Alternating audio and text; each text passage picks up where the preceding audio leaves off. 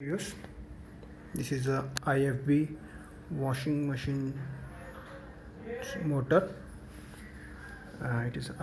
Its manufacturer is IFB, and here you can see I have removed its small pulley and replaced with the conventional V-belt pulley. It has two brushes. It has two brushes here and here.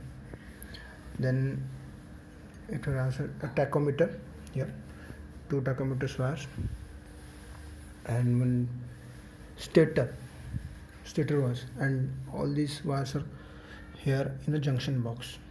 Two for brushes, two for tachometer, and two for stator winding.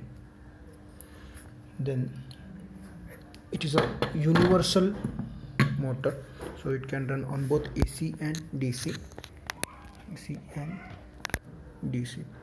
So I have connected one brush and one stator with a